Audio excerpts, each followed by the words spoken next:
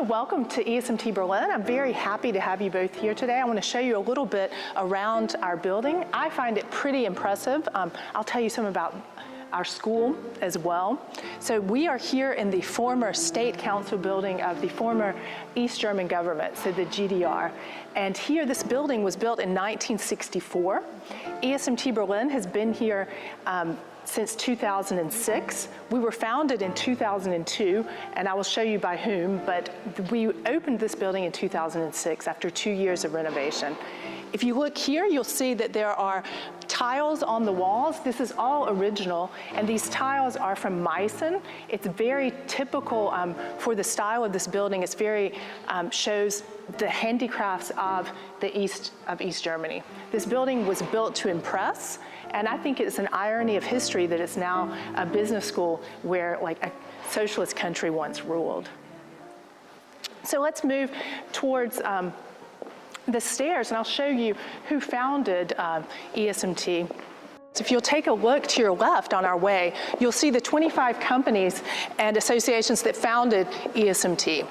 ESMT was founded as the European School of Management and Technology, and the idea was to have a truly international business school in Germany. That was not the case in 2002 when we were founded, and we are one of just a handful now that have really made it into the international rankings of business schools. So you'll see here lots of the different companies. As we walk up the stairs, you'll see a wonderful stained glass window, but it's not truly stained glass. Actually, it is a foil that has been put on this glass. This huge window, it's 180 square meters large, and it shows different scenes of the East German history through a socialist lens. So you'll notice we have lots of space, but really not that many rooms because the building was not built to be a university.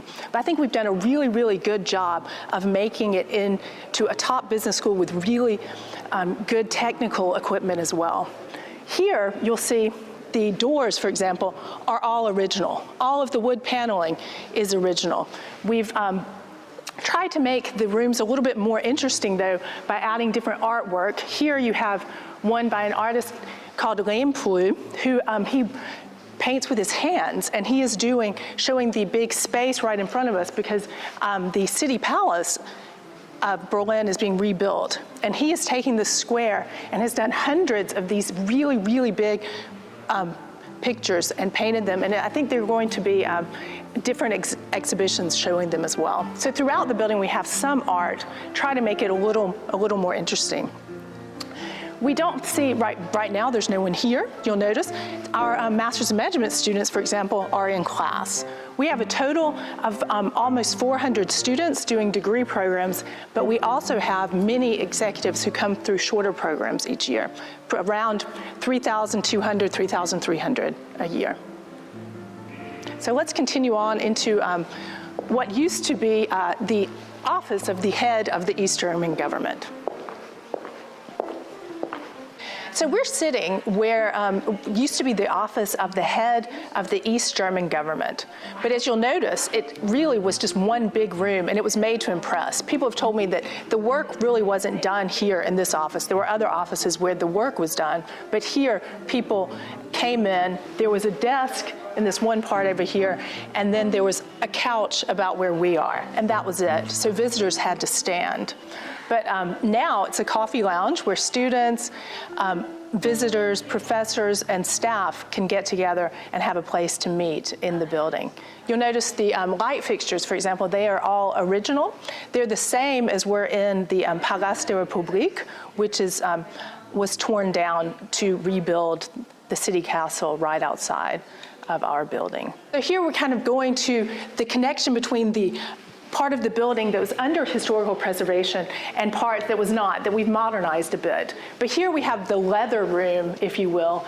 It is truly, the tiles are leather with gold, and I have to ask you, please don't touch because it will leave the oil from our fingers. But this room was said to have been bug-proof so that you could have very private conversations here than back when other people might have been listening in. So in this area of our campus, we have study rooms. We have them throughout the campus. Here they're used for executive education participants or EMBA students, for example, when they are on campus. There's always space for 7 to 8 people to work together. So whether you're a master's in management student or an MBA student, you work in groups in these rooms. I like the ones on this floor because the ones where the MBAs are for an entire year, I have to say, are not always as clean and don't look as nice as some of these do.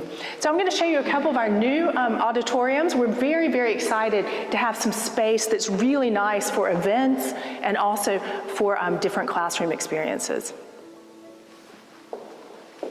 So here you see one of our smaller rooms that it's a multi-purpose room. We can use it as a classroom, we can use it for events, and here it is set up for an executive education class that's starting in the next few days.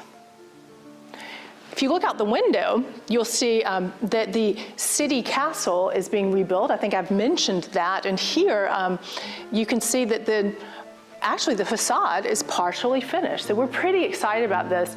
It's a huge building coming right in front of our campus, but it's going to be so great for cultural experiences. There are going to be museums in there. It's going to be places where people can get together and learn more about each other, and it gives this part of Berlin a new city center.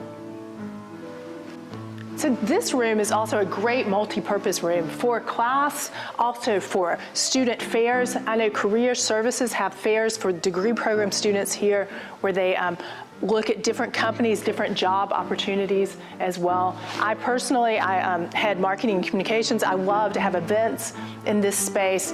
It's because it's really very flexible, and it has such a great view. Not only do you have the city castle outside, you can also see the TV tower that's in Alexanderplatz right there. So you get a feeling too just how centrally located ESMT is.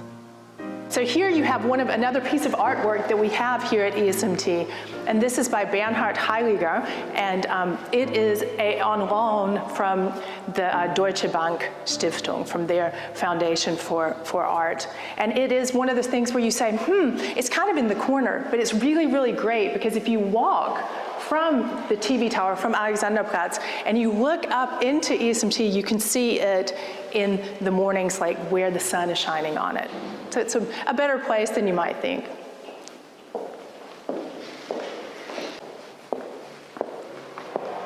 So now we've reached the second floor, and here we have, once again, a really big foyer where we can, as you can see here from the tables, can have receptions. We sometimes have readings here, different lectures, but it's a little loud sometimes, so it's more often used for catering. Very important as a part of the historical building is the balcony here.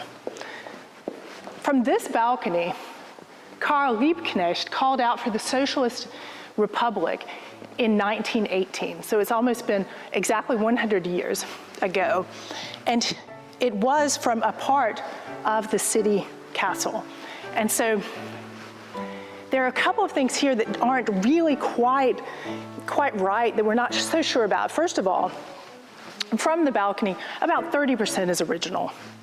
So a lot of it's been rebuilt. And when it was reconstructed, and you say, why is it reconstructed a part of this Prussian castle into what was the head of the socialist government?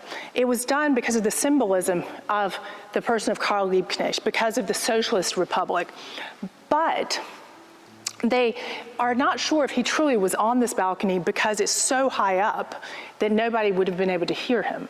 So they think it might have been just that because there's a painting that shows him on the balcony, that this was used for propaganda purposes.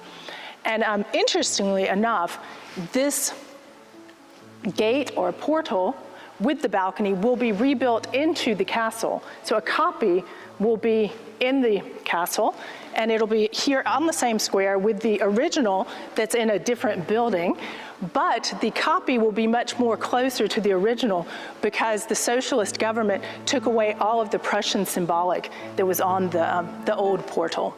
So we have a little bit, and I think it's typical Berlin, because the city was divided east and west, there's 2 or 3 of everything. There are 3 operas, there's like two or three city centers, and here on the exact same square, we're gonna have this portal twice.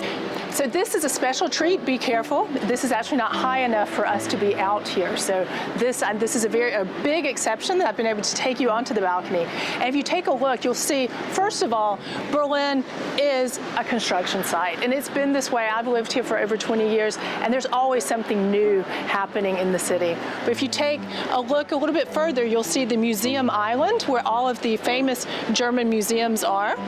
The one that is now covered in scaffolding, for example, is the German Historical Museum. If you've never been there, I would really suggest it's a great place to go, as are so many of the museums.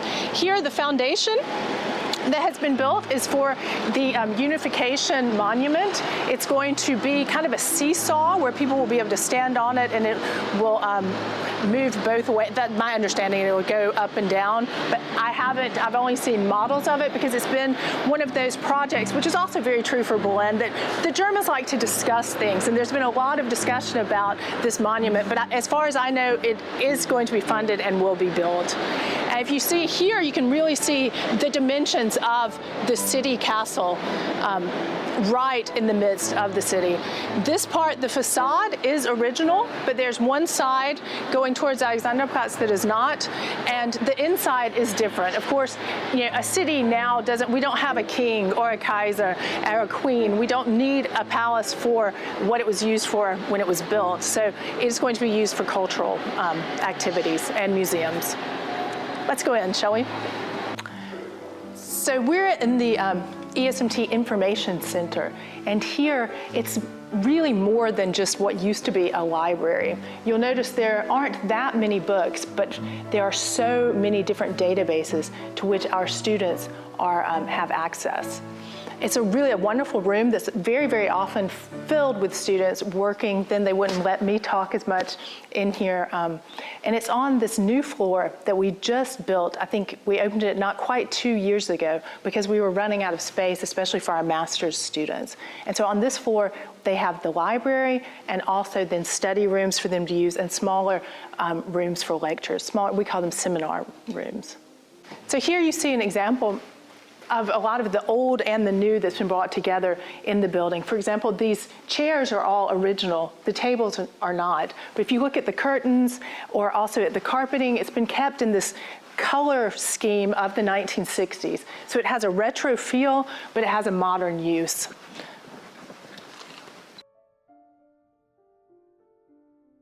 So here we are in what we call Auditorium 2.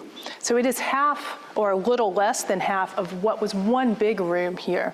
Here often, actually our MBA classes and our Masters in Management classes are too big for this auditorium. So often our executive MBAs are here. We can seat up to almost 60 in this room. And here, if you look, you still see this emblem of the GDR with the hammer and the compass and the wheat going around. It's been said that ESMT could have taken this mural down, but we decided to keep it because it is a part of history and a part of the building. So we've reached the biggest, most impressive room we have on campus. This is Auditorium Maximum. We use it for larger events, for our annual forum, our premier event each year. It's also used for graduation for students, for example. ESMT, it's such an interesting place when you're here for graduation, for example. You hear so many different languages being spoken. The different classes, whether Masters in Management or MBA, they always have between 35 and 50 different nationalities in the class. And also with our staff, it's a very international place to work. We have people from all over the world. Our faculty is made up of members from, I think, 18 different countries right now. It might be 19, it could be 20. We never really know. I have to keep the statistics in my mind, but I know staff, I think there are 37 different nationalities, maybe a couple more, who knows how many languages. And it's just a very, very international place in Berlin, which is a vibrant city that really allows you also to thrive even if you don't know the German language.